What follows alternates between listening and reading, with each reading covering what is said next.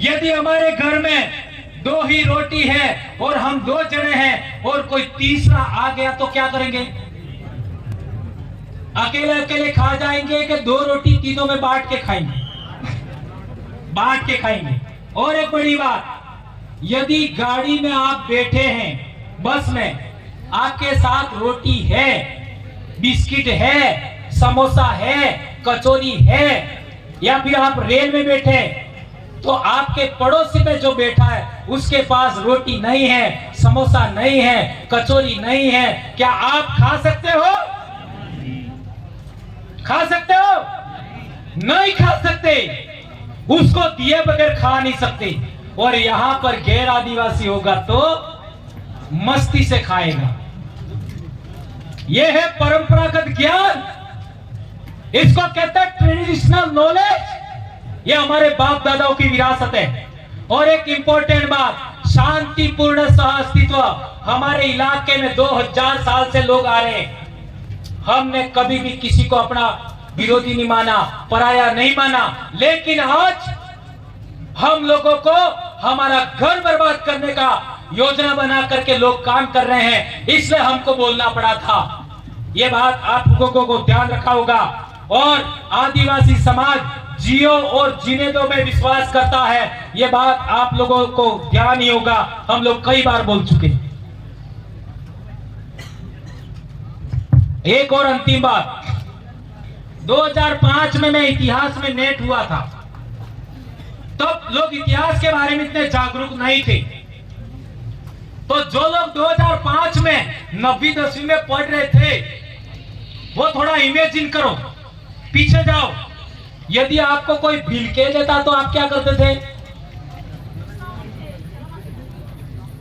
2005 की बात कर रहा हूं। यदि किसी ने आपको बिल कह दिया तो मारने लग जाते थे, डायरेक्ट ठुकाई। हासी बात ने आज बिल कहेવાનું हो થઈ ગયું गर्व भाव। इसी तरीके से 2005 के आसपास आपको कोई आदिवासी कहता तो लड़ाई थाती। आजे गर्व भाव, मालिकाना विचार, मालिकाना भाव, विजय भाव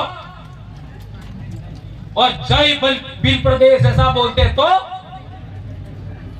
ये मिट्टी हमारी है। और जय जोहार ऐसा बोलते हैं तो ये पूरी प्रकृति हमारी है। जय जोहार का अर्थ सभी जीवों का, जीव मात्र का कल्याण करने वाली प्रकृति की जय। ये बात हम लोगों को ध्यान रखना होगा। और एक बड़ी बात, आप लोगों ने देखा होगा कि हम लोग ये चाहते हैं आने वाले समय में कि बिल प्रदेश के नाम से ये जो जन जागरण चल रहा है, हम लोग जो ज्ञापन दे रहे हैं, उसके माध्यम से हम क्या करना चाहते हैं। तो सबसे पहला काम याद रखो, इधर भोपाल और इधर बाड़मेर, इधर अजमेर और इधर बॉम्बे, इतने पूरे इलाके में बिलों के सामने आंख उठा करके कोई ना देखे, ऐसा बिल समाज बनाना चाहते हैं हम। हमारे सामने कोई आंख उठा करके ना देखे, हमको आंख ना दिखाए, देखे प्रेम से देखे, बराबरी के साथ देखे, न्याय की दृष्टि से देखे, समानता की दृष्टि से देखे, हमको कोई नीचा ना माने।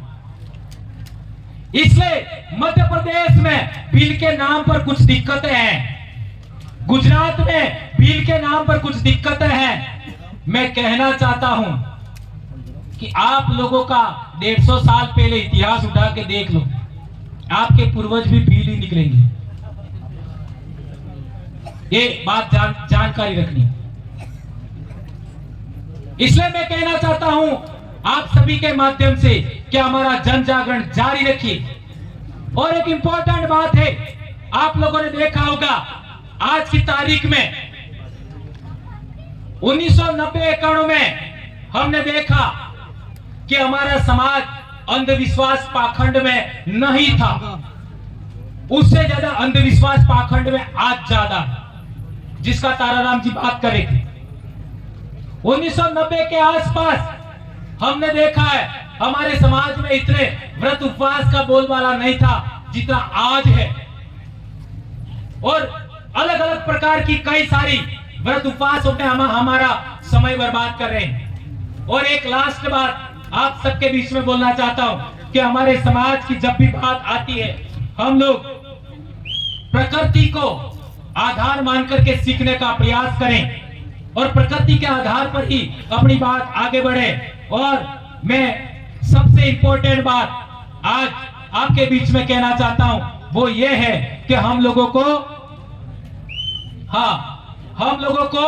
एक बात जो मैंने बताया सबसे इंपॉर्टेंट, वो दिन को दारू नहीं पीना, नंबर 1। ये लास्ट रिकॉल कर रहा हूं, दिन को दारू नहीं पीना नंबर 1। और दूसरा 8वीं से 12वीं तक के बच्चों को मोबाइल और गाड़ी नहीं देना है, नंबर 2। और तीसरी बात, दिन डूबने के बाद अपने बच्चों को दूसरे घर नहीं जाने देना है।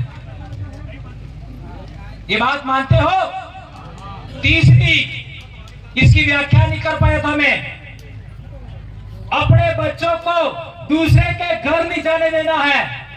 और चौथी बात, धर्म को रखिए पीछे, पार्टी को रखिए पीछे, संगठन को रखिए पीछे, और जाजम को पहले महत्व दीजिए। मानगढ़ पर जब भी 17 जुलाई को आओ, खूंटी पर टांग करके आना, आपका पार्टी, आपका धर्म, आपका संगठन, आदिवासी बन के इधर आइएगा, ठीक है? और एक बात, जो हमारा आदिवासियों का बैकलॉग है नौकरियों में, वो भी नहीं भरा। आदिवासियों का बैकलॉग खाली है, हर एक स्कूल में रिक्त पद है, वो भी नहीं भरे। और हमारे कर्मचारियों को अपनों जिलों से बाहर फेंक दिया। फेंका कि नहीं फेंका?